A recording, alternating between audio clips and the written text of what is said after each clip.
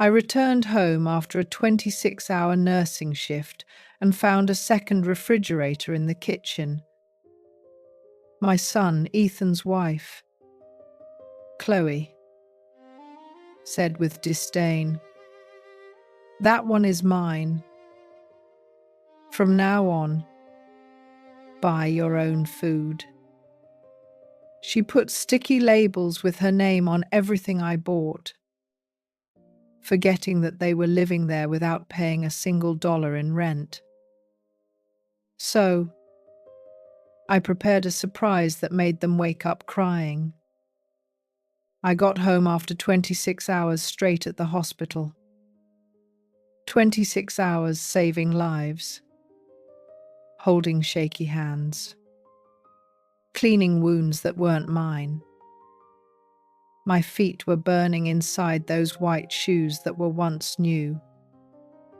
My back was a knot of pain. My hands smelled like sanitizer. And that weariness that gets into your bones when you are no longer young. I am 67 years old. I'm a nurse. And I thought the hardest part of my life was already over. I was wrong. When I opened the door to my kitchen, the one I cleaned 1,000 times, where I cooked for every one of my son's birthdays, where I cried over my husband's death, I saw something that shouldn't be there. A new shiny silver refrigerator right next to mine. I stood in the doorway, my bag hanging from my shoulder, trying to understand. Had they bought a refrigerator without telling me why? Ours worked perfectly. Then I heard her voice. "That one is mine." Chloe, my daughter-in-law. She came out of the hallway with that look I knew too well. That mix of disdain and boredom, as if I were an annoying fly in her space. "What did you say?" I asked. My voice sounded raspy. I hadn't spoken to anyone outside the hospital for hours. "The refrigerator is mine." She crossed her arms, leaning against the door frame. "From now on, buy your own food. Eleanor." She didn't call me mother-in-law. She didn't call me Mum. She called me by my first name, as if we were roommates, as if this wasn't my house. I opened the old refrigerator, my refrigerator, and the air went out of my chest. Everything, absolutely everything I had bought 3 days earlier, had yellow sticky labels with her name written on them in black marker. Chloe. The cheese, the tomatoes, the yogurt, the beans, the chicken, even the butter. "What is this?" I whispered. "What I told you, this is my food." "You buy yours." She shrugged. "It's not fair that I have to share what I buy with my money." Her money. Chloe didn't work. She hadn't worked a single day since she married my son, Ethan, 2 years ago. Ethan was the one who was supposed to bring in the money, although lately that money seemed to come out of my own savings every time I lent them some for gas, for groceries, for an emergency. Ethan. I tried to call my son, but he was already there in the doorway of his bedroom. looking at me with those eyes I no longer recognized. The same eyes that looked at me with love when he was a child. Now there was just discomfort. "Mum, don't make a scene. Chloe is right. Everyone should buy their own. It's more organized this way." I felt the floor moving. "But I bought this. I paid for this week's groceries. And that's why it has your name on it." "Right?" said Chloe, pointing to the labels. "Now we all know what belongs to whom." Easier. I wanted to scream. I wanted to rip off every single one of those yellow labels and throw them in her face. But I was so tired. So terribly tired. I just nodded. I went to my bedroom. I closed the door, and for the first time in years, I sat on the edge of my bed and let myself feel the full weight of what had just happened. They were living in my house. The house I bought alone with my nurse's salary after my husband died and left me with nothing but debt and an 8-year-old son with chronic asthma. I worked double shifts, triple shifts. I mopped hospital floors at 3, 0 inches the morning to pay the mortgage. I skipped meals so Ethan could have his medicine. And now they were charging me for eating in my own kitchen. I took off my shoes. My feet were swollen, red. I had a new blister on my left heel. I didn't even remember when I got it. I heard laughter in the living room. Chloe and Ethan were watching television.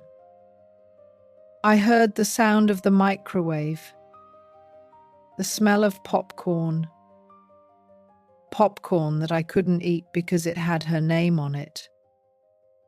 I closed my eyes. And in that silence, in that darkness of my own room, something inside me began to change. I didn't know it yet, but that night, exhausted and humiliated, was the last night I let them treat me like a stranger in my own home. Because sometimes silence is not surrender. Sometimes it's just the calm before the storm. If this story is touching your heart, please subscribe to the channel and share this video to help me grow and continue creating content. Because what's coming, nobody expected it. Not even me. I thought the labels were rock bottom, that they couldn't sink me any lower. How naive I was. 3 days later, I returned from another shift at the hospital. This time only 12 hours, but they had been 12 hours of hell. A child with severe burns. An old man who died while I held his hand because he had no family.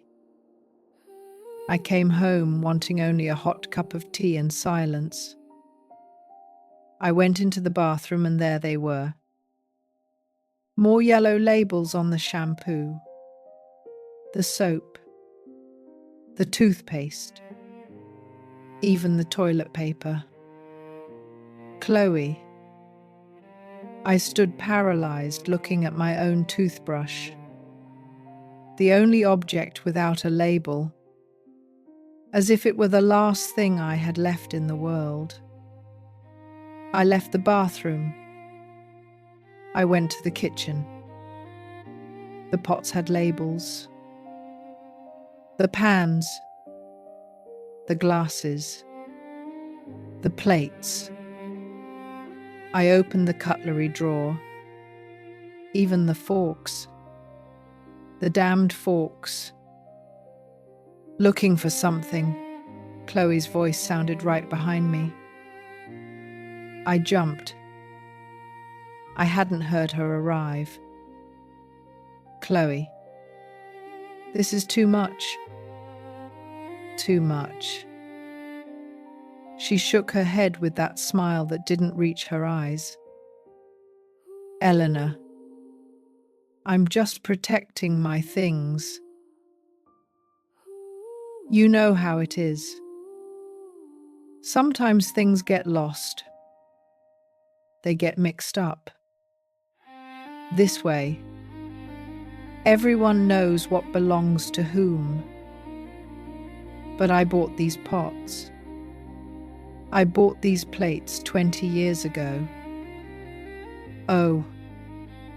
She shrugged. Then put your name on them. 2. I put mine on what's mine. And what exactly did you buy?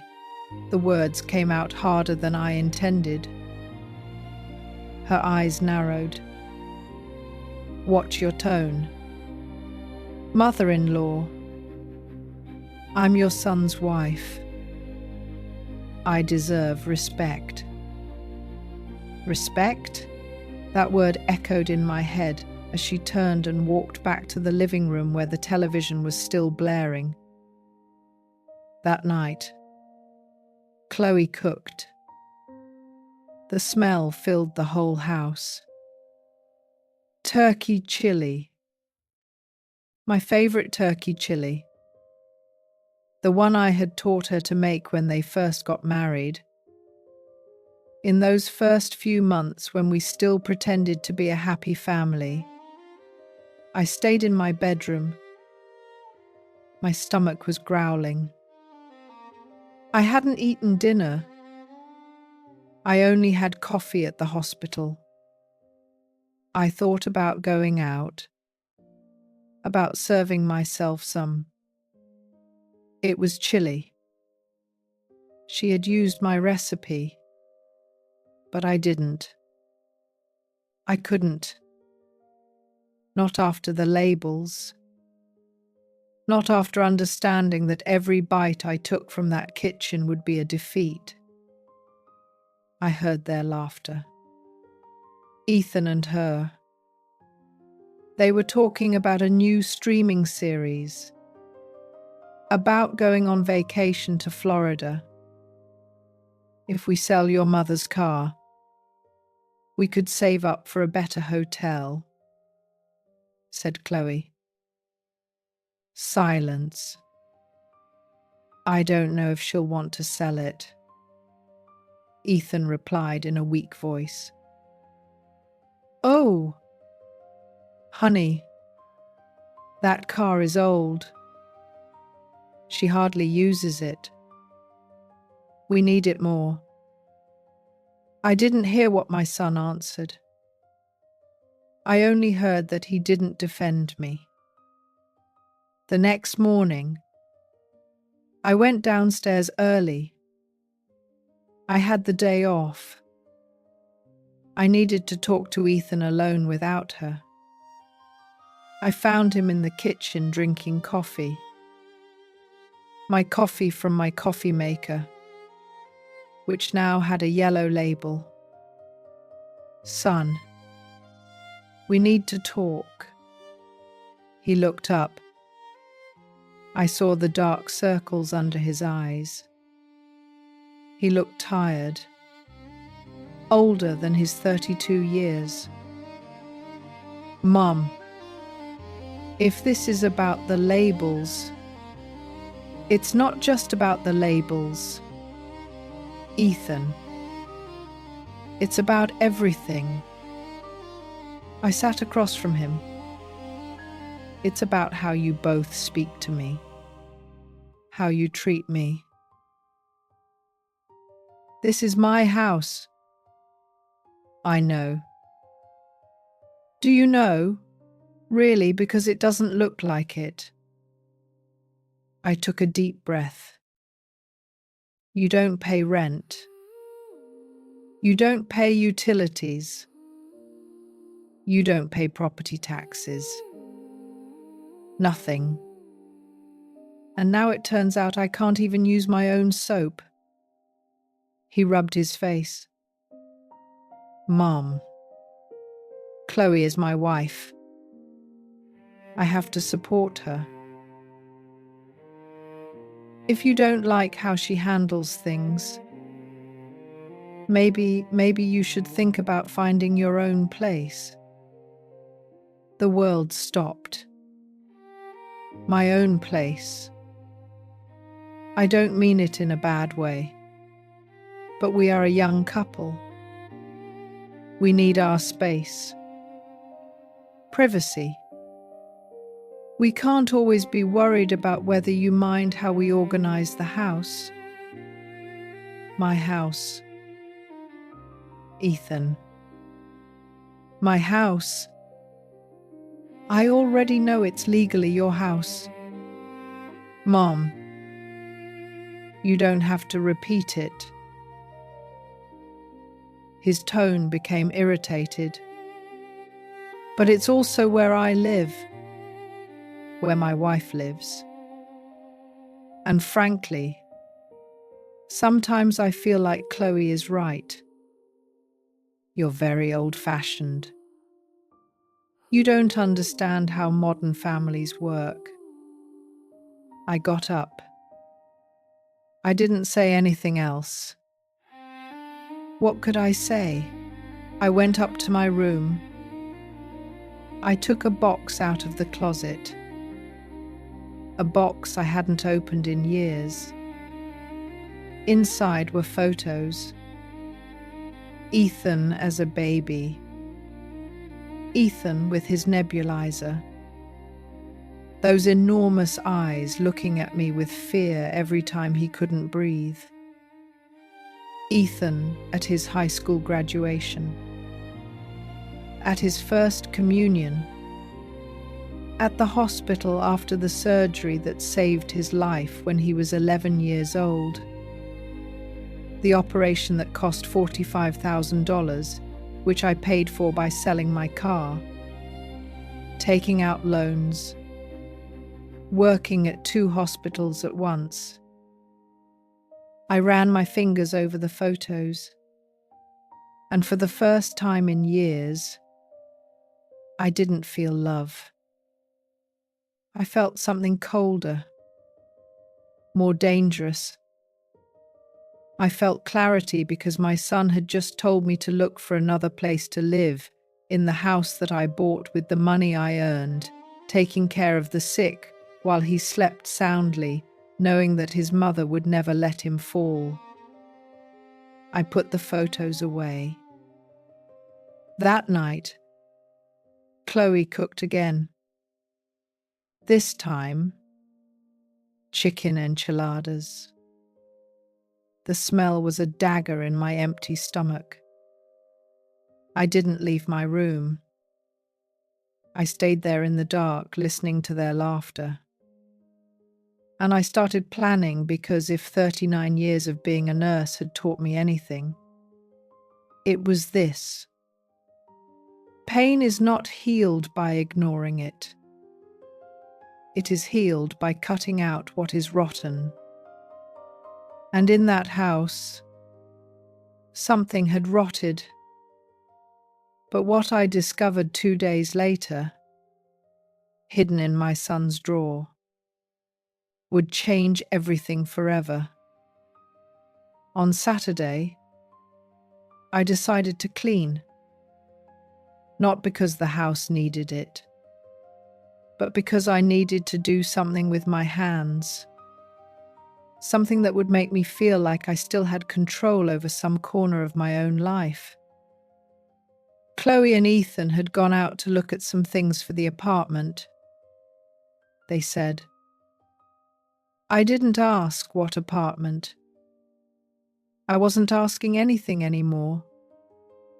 I started in the living room. then the bathroom. Then I stopped in front of the door to Ethan's room. His room, the one that had been his since he was 8 years old. The one I painted blue because it was his favorite color. The one we filled with football posters and then rock bands. I went in. The bed was unmade. Clothes scattered on the floor. It smelled like that sweet perfume Chloe wore. None of my son's scent. The boy who smelled like soap and dirt after playing outside. I started picking up. I folded the clothes. I made the bed. I wiped the furniture. And then I saw the nightstand drawer ajar. I wasn't going to open it. I really wasn't. But something shiny caught my eye inside.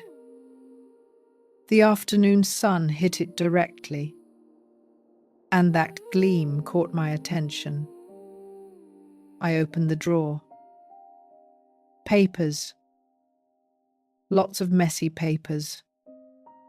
Old receipts. Printed photos of Chloe at the beach.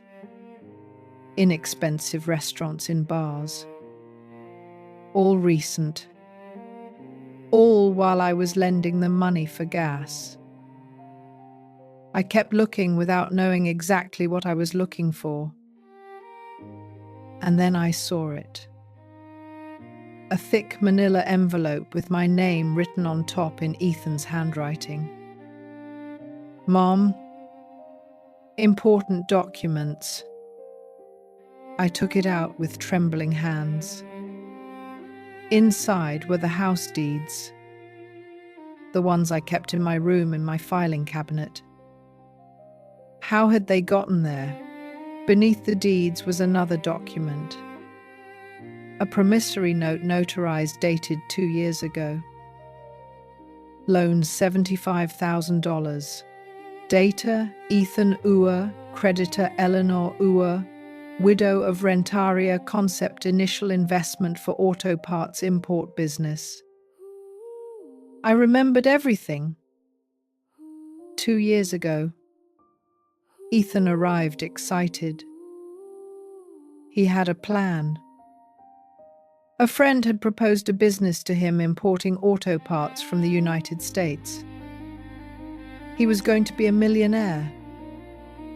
He just needed $75,000 to start. I had that money. I had saved it for 10 years. It was for my retirement for when I couldn't work anymore.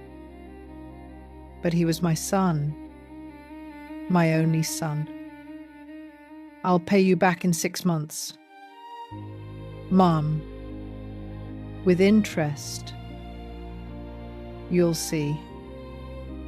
We signed before a notary because he insisted. So you can see I'm serious. He said the business never worked. The friend disappeared with part of the money. Ethan never mentioned the loan again. And I never asked him because he was my son. And a mother does not collect what she gives with love. Or does she? I kept checking the envelope. There were more papers. Bank statements from 6 months ago.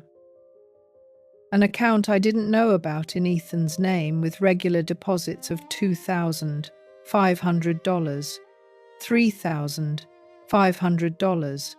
Where was that money coming from if he supposedly wasn't working? And at the bottom of everything, a folded sheet. I unfolded it. It was a printout of text messages between Ethan and Chloe.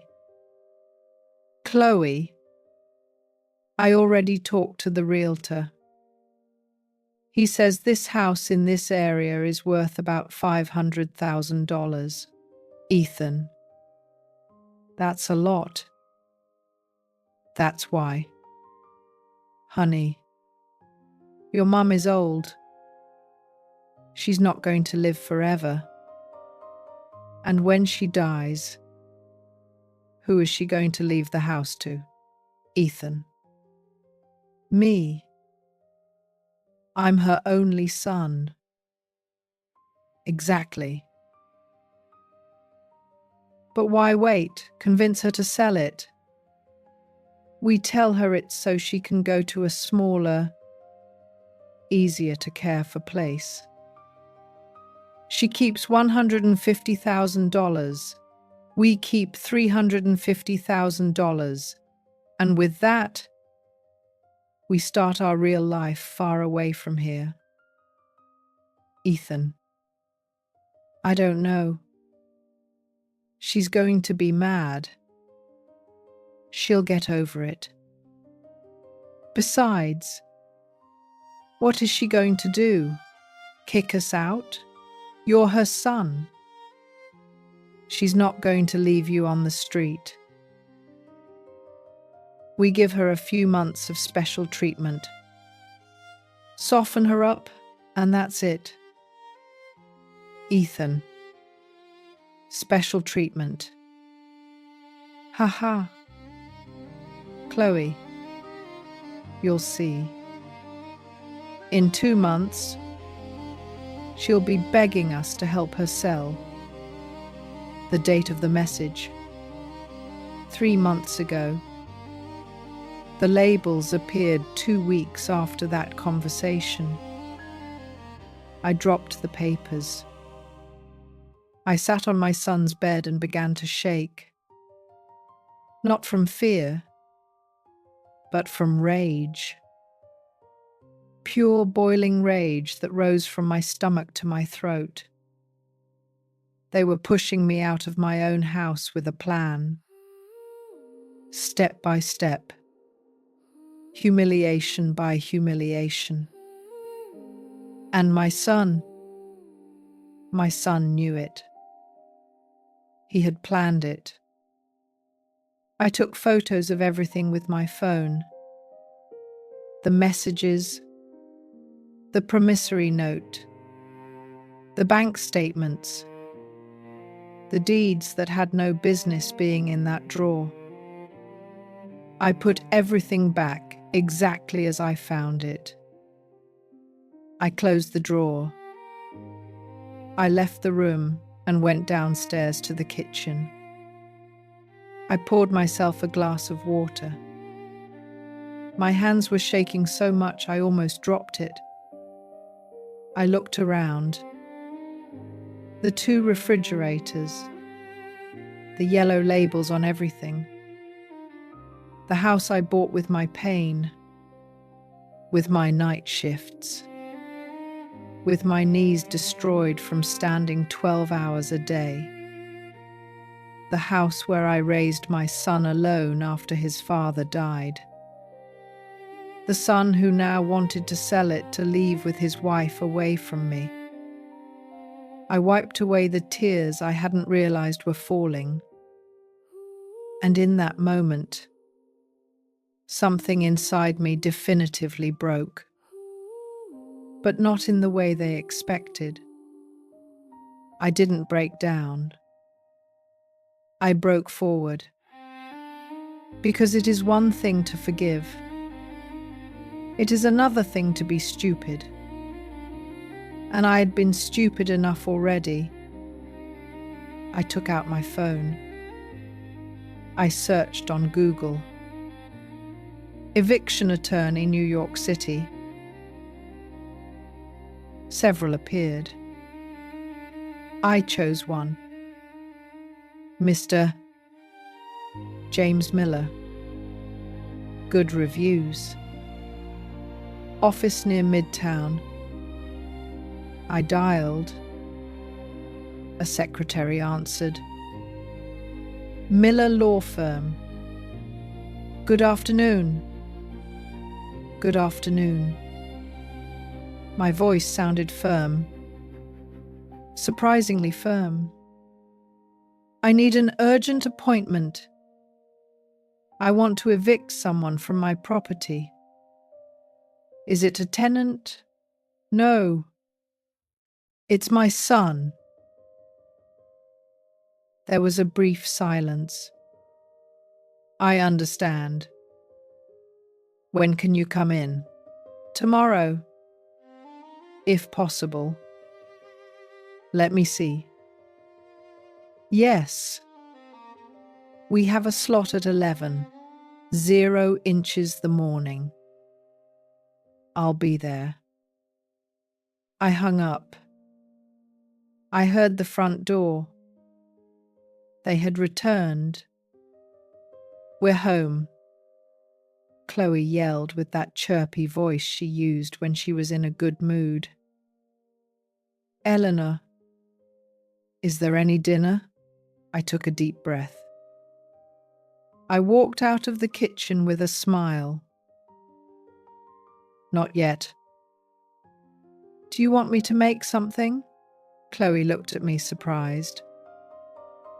Ethan? 2. Yeah. Anything is fine, my son said. Perfect. I nodded. I'll make some eggs. It'll be ready in a moment. They looked at me strangely. Of course they did. I had barely spoken to them for days. Barely left my room. But now I was smiling because now I knew something they didn't know. Wars are not won by those who shout the loudest. They are won by those who strike when the enemy lets down their guard. That night I made them dinner. I set the table. I even washed the dishes. Chloe and Ethan exchanged confused glances. Are you okay? Mom? He asked. Very well. Son, I just thought you're right. I've been too tense. I'm sorry about that. Chloe smiled. A smile of victory. I'm glad you understand. Eleanor, in the end, we all want what's best for the family. Right? Of course, I replied, looking her straight in the eyes. What's best for the family? I went up to my room. It closed the door. And for the first time in weeks, I slept soundly because tomorrow the war began. And they didn't even know they had already lost. What the lawyer told me the next day was the beginning of the end for them. On Monday at 11 sharp, I was sitting across from Mr. James Miller. His office smelled of coffee and old paper. He had a huge bookcase full of legal codes on the wall. His law degree next to a photo with the mayor of New York. He looked serious, but his eyes were kind. Tell me everything, Mrs. Eleanor. Take your time. And I told him everything. The labels, the messages, the loan. They never paid me back. The house in my name. Everything. He took notes. Occasionally. He nodded. When I finished, he took off his glasses and looked at me intently. Do you have evidence for all of this? I have photos of the messages. I have the notarized promissory note for the loan. I have the house deeds. Everything is in my name. Do they pay rent? No. Nothing. Utilities?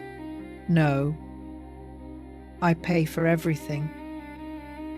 Electricity, water, gas, property taxes, internet, everything. He nodded slowly. Mum, legally you have every right to evict them. It's your property. They don't have a lease agreement. They don't pay anything. They are what we call occupants without title. He paused. But he is your son. Are you sure about this? I was silent for a moment. Was I sure? I thought about the yellow labels, about the messages planning to sell my house, about Ethan telling me to look for another place. Yes, I replied. I'm sure. Good. I need you to sign a power of attorney. We are going to start the legal process. It will take a few weeks, but we can speed things up if they don't cooperate. He opened a folder. We can also claim the loan with interest. We would be talking about, let me calculate, about $12,000. The figure made me dizzy. That much? The interest accumulates. Ma'am, and your son signed a legal promissory note. That is money you can claim. I signed the papers. I paid his retainer fee, $2,500, money I had saved for emergencies. This was an emergency. I left the office with a strange feeling in my chest, like I had just jumped out of a plane without being sure if the parachute was going to open. But there was no turning back. That same evening, I arrived home later than usual. I had stopped by the supermarket. I bought my things. Mine. The ones I was going to label if necessary. When I opened the door, I heard voices in the living room. Many voices. I walked in and froze. Chloe's parents, Mr. Bernard and Mrs. Susan, were sitting on my sofa as if they owned the place. Ah, the mother-in-law has arrived, said Mrs. Susan with a smile that didn't reach her eyes. Good evening, I murmured. Eleanor, come sit down, said Chloe, pointing to a chair in my own living room. While they occupied the sofas, I sat down. What else could I do? Look, mother-in-law, began Mr. Bernard, a heavy man with a moustache and a booming voice. We gathered here because we need to talk about something important as a family. As a family. Chloe told us the situation. He continued. And we understand it's difficult for you, but you have to be reasonable. Reasonable about what? I asked. About space. Mrs. Susan intervened. This house is big. Yes, but 3 adults living together. It's complicated. The kids need privacy. They are at an age to start their own family. And you, well, you are in another stage of life. I felt my blood boil. Another stage, don't take it the wrong way, said Mr. Bernard. We're just saying that maybe it would be better for everyone if you considered options. What options? Chloe leaned forward. There are very nice communities for seniors, Eleanor. Places where you would be with people your age, with nurses, activities. You wouldn't be alone. A retirement home, I said without emotion in my voice. It's not a retirement home, Ethan quickly said. They are like communities, and you don't have to go far. There is one here in New Jersey near the highway. We went to see it. It's nice. You went to see it? I repeated. Without me. Uncomfortable silence. We wanted to surprise you, said Chloe. Look. We even took pictures. She showed me her phone. Photos of a grey building with gardens, small rooms, elderly people in wheelchairs. I saw myself there in that place waiting to die. And this house? I asked with a trembling voice. Well, Ethan scratched the back of his neck. Chloe and I would stay here eventually. Maybe we'll sell it. Get something smaller. But that would be later. Right, I said. Later. The important thing is that you would be well cared for. Mrs.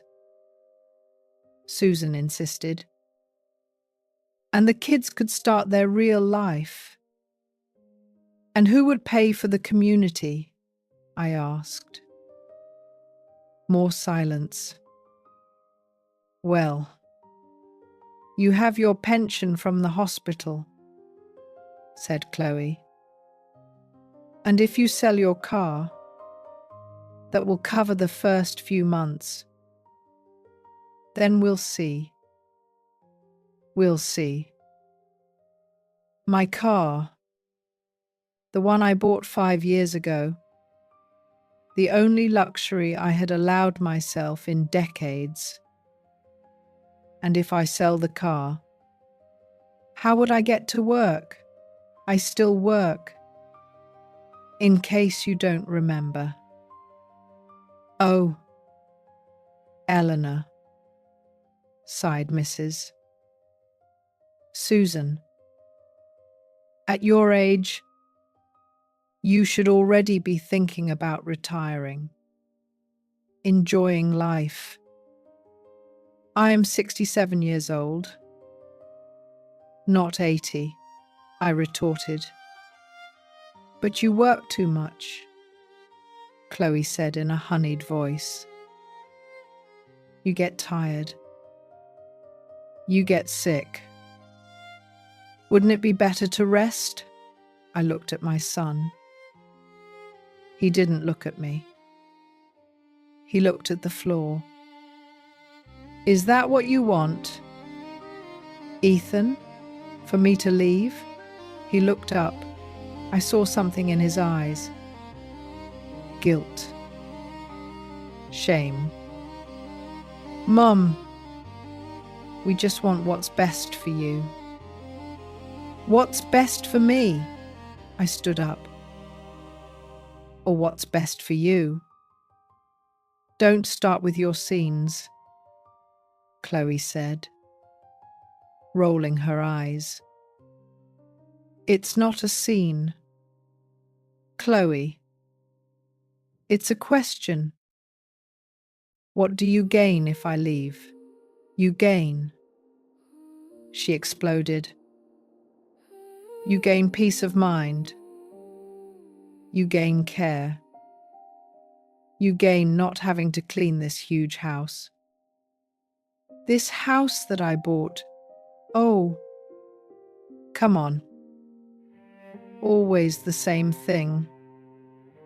My house? My house? Chloe also stood up. Yes, it's your house. But it's also where your son lives. Or what? Are you going to kick him out, Chloe? Calm down, said Mr. Bernard. I won't calm down. I'm sick of this situation. She turned to me.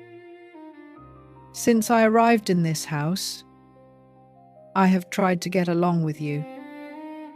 But you only know how to play the victim. Everything has to be your way.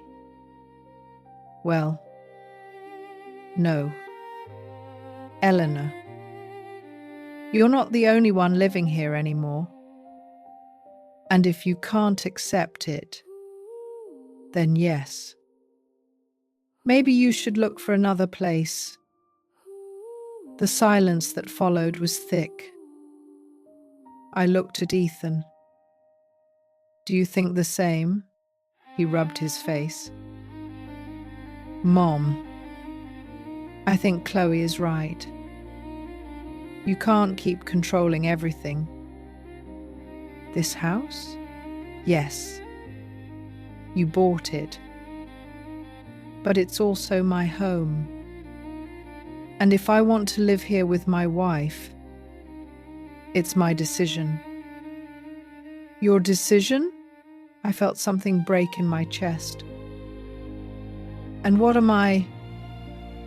A bother. Nobody said that. Mrs. Susan intervened. You don't have to say it, I murmured.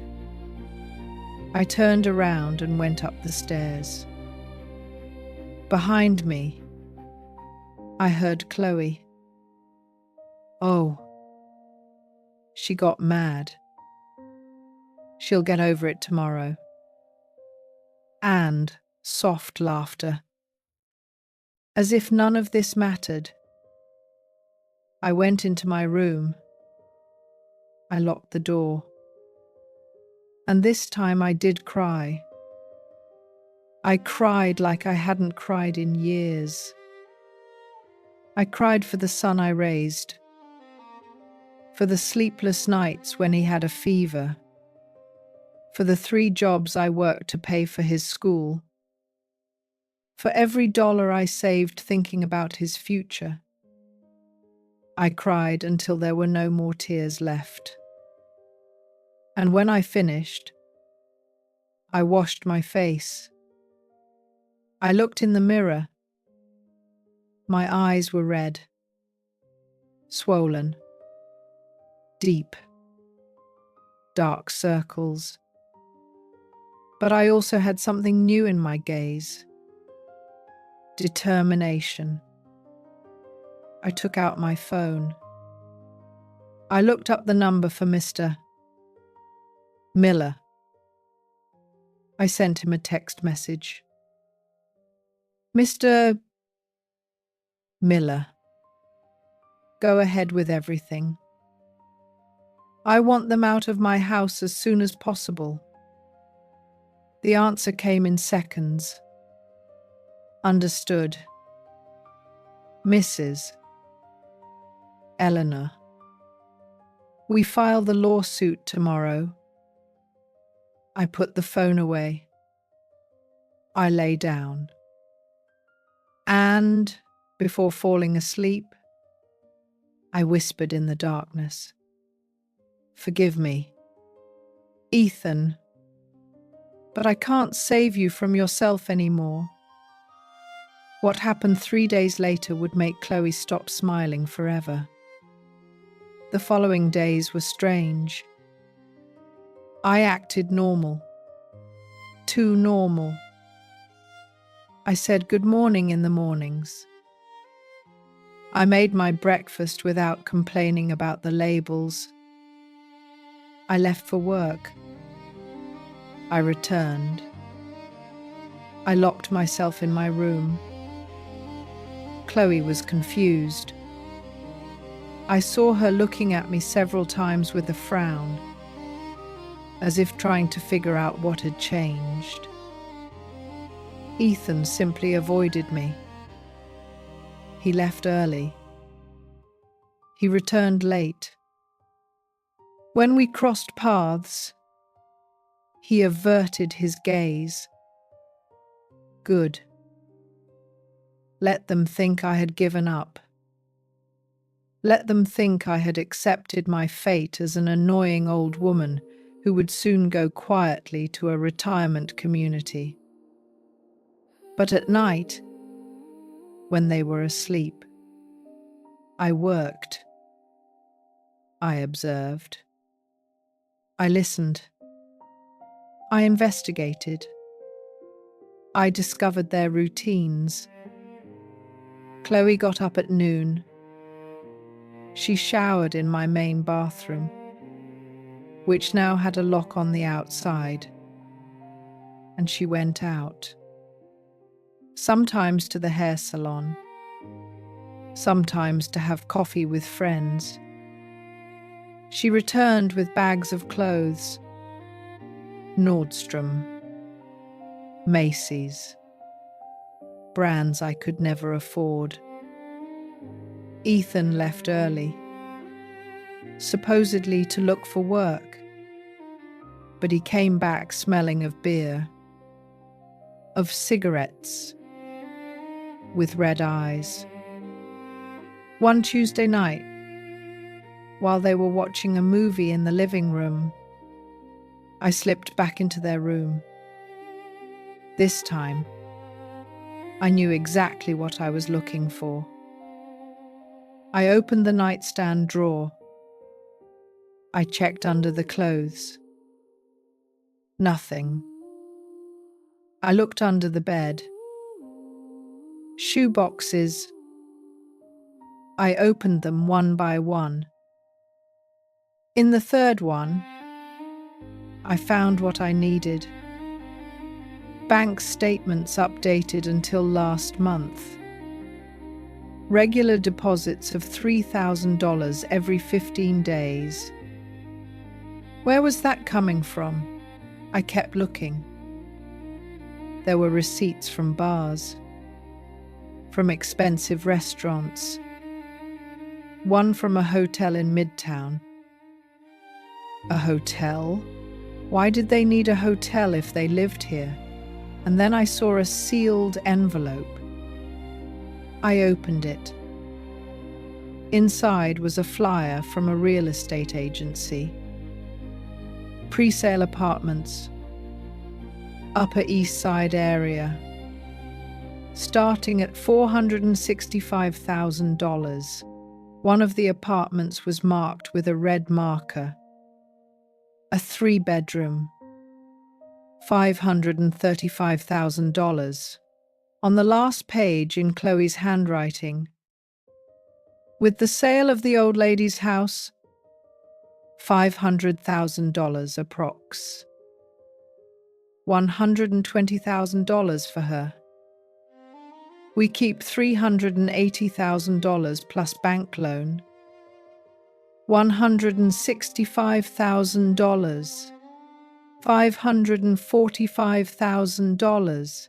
Perfect.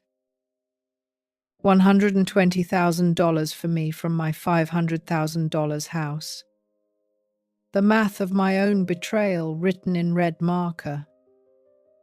I took photos of everything. The bank statements, the flyer, the hotel receipts, I put everything back exactly where it was. I left the room. They were still in the living room. I heard Chloe laughing at something in the movie. I went up to my room. I downloaded the photos to my laptop. I backed them up to the cloud. And then I did something I never thought I would do. I wrote to Patricia. Patricia was my colleague at the hospital.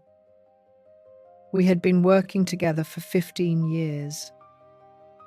She knew Ethan since he was a child. She had watched him grow up. Patty, I need a favor. Do you know anyone who can investigate where some bank deposits are coming from? She replied in minutes.